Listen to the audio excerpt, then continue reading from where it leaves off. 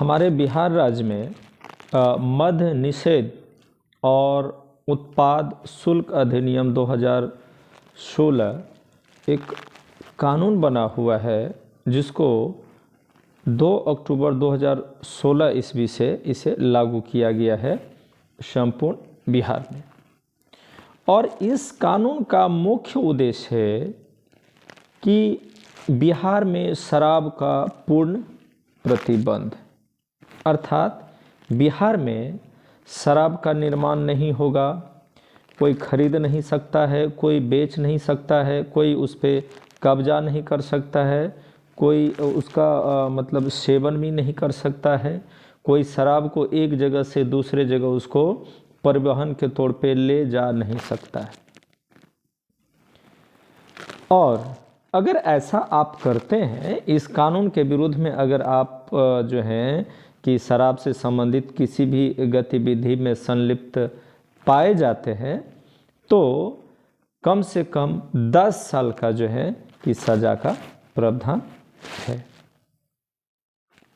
परंतु आज मैं कुछ ऐसे जो है कि जानकारी आपके साथ शेयर करेंगे जो आपको आश्चर्य होगा कि इस तरह का बिहार में जो कानून होने के बावजूद आज बिहार में शराबों की होम डिलीवरी होती है।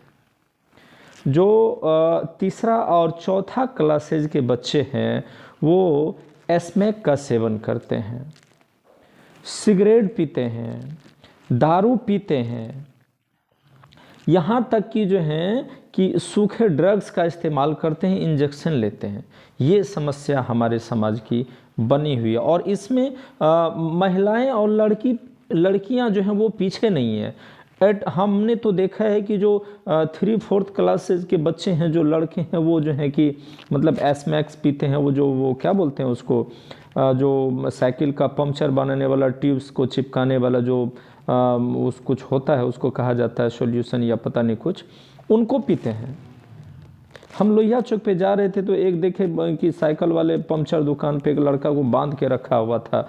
पता किए तो पता चला कि भाई ये पीता है, स्मैक पीता है, ये सॉल्यूशन जो टिप चिपकाने वाला होता है ये पीता है। इतना ही नहीं, कुछ हमने 3-4 क्लास के लड़के के बारे में भी हमें जानकारी मिली कि ये मतलब ड्रग्स का सेवन करता है। और कुछ तो हमने 9th 8th और 10th क्लास के लड़कियां को भी हमने देखा कि वो सिगरेट पीती है, दारू पीती है।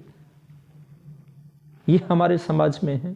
और जब मैं मॉर्निंग में 8-9 बजे निकलता हूँ तो कोचिंग इंस्टीट्यूट के पीरियड में तो बहुत सारे बच्चे को मैं देखता हूँ कि पीछे बैग होता है और चुपके गली में जा कर के वो जो है सिगरेट को धोखते रहता है। ये हमारे समाज की समस्या है। और इस कानून में ये भी प्रावधान है कि अगर पारिवारिक जिम्मेदारी से भी आप नहीं भाग सकते हैं, अगर इस तरह का जो है कि गतिविधियां में अगर संलिप्त पाए जाते हैं तो उनके माता पिता भी जो आश्रित बच्चे हैं, जो परिवार के मालिक हैं, अन्य जो हैं, वो सब भी इनके जिम्मेदार हैं। इसके बावजूद भी जो है कि आज जो मतलब जो है कि दारू आदमी पीता है, ड्रग्स का सेवन करता है, सिगरेट पीता है, इंजेक्शन का प्रयोग करता है, वो कफ सिरप पीते हैं। और सोशल मीडिया पे आए दिन हम देखते रहते हैं कि जो अच्छे व्यक्ति होते हैं, जो ऑफिसर्स हैं, जिसका काम है कि इनको रोकना, वो सभी इसमें संलिप्तता के कारण पकड़ाए जाते हैं। सोशल मीडिया पे आए दिन आते रहता है। तो ये एक जटिल और बृहत समस्या हमारे समाज के लिए उत्पन्न हो चुका है, जहां एक तरफ जो है कि मद्य निषेध कानून लागू है बिहार में, दूसरी तरफ जो है हमारे युवा जनरेशन पतन होते जा रहा है। ये समस्या पहले एक हमने फिल्म देखा था उड़ता पंजाब, वो पंजाब की कहानी थी, लेकिन समस्या अब बढ़ रही है। अब बिहार में खास करके हम सुपौल डिस्ट्रिक्ट में रहते हैं, सुपौल की ये समस्या बनती जा रही है। युवा सब दारू पीता है, गांजा पीता है, ड्रग्स का सेवन करता है, कफ सिरप लेता है, स्मैक पीता है, सिगरेट पीता है, लड़का लड़की का ये स्थिति है। और आए दिन सोशल मीडिया में हम देखते रहते हैं कि बहुत सारे जो है कि महिलाएं भी मतलब जो है कि दारू बेचने में, खरीदने में, ले जाने में, आने में पकड़ा रही है। तो ये हमारा समाज किधर जा रहा है? जो हमारे बौद्धिक वर्ग हैं, जो हमारे प्रशासनिक पदाधिकारी, जो हमारे पॉलिटिकल पर्सन्स हैं, जो टोला मोहल्ला गांव के जो समाज के बौद्धिक वर्ग है, उनकी क्या जिम्मेदारी है भाई इसके प्रति? समझ में नहीं आता है, जिसके कारण कई व्यक्ति जो हैं कि मर भी गए हैं और मर भी रहे हैं। और जो परिवार में ये कारोबार फलता फूलता है, दिन दोगुना रात चौगुना, वो आर्थिक स्थिति सुदृढ़ होता, तो वैसे परिवार के सदस्य अपने बाल बच्चा को मना तक नहीं करेंगे, भाई ये गलत काम है, ये मत करो, उसको और प्रमोट करते हैं उसको, क्योंकि अच्छा लगता है। और आने वाला फ्यूचर भी खराब होगा, और कितने परिवार का उनसे फ्यूचर खराब होगा, कितने बाल बच्चे मरेंगे, आने वाले समय में हजारों बीमारियाँ उत्पन्न होगी, जो इलाज नहीं करा पाएंगे, वो लाइलाज बीमारी समस्या होगी। तो उसके लिए कोई ध्यान नहीं देता है। और जो प्रशासनिक पदाधिकारी है, जो पुलिस प्रशासन है, पॉलिटिकल पर्सन है, बहुत जगह उन लोगों का संरक्षण भी उनको प्राप्त है, क्योंकि पकड़ाता है तो फिर बेल हो जाता है। तो ये जो हमारे समाज का है, ये बहुत बड़ी दुर्गति हो रही है।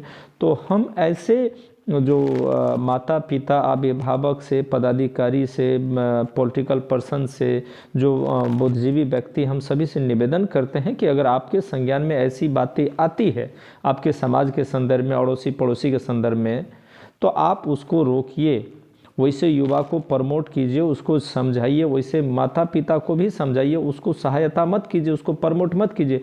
नहीं तो आने वाले समय में हमारे बिहार के लिए, हमारे समाज के लिए, हमारे परिवार के लिए वो सही नहीं है। सबसे पहली बात तो वो अपना फ्यूचर खराब कर रहा है, और उसके बाद शारीरिक मानसिक जो है, और उसके बाद आर्थिक क्षति जो है कि वो अपने आप को कर रहा है। और सबसे जो बड़ा क्षति है वो है शारीरिक मानसिक, जिसका भरपाई बाद में रुपया रहते हुए भी नहीं कर सकता है।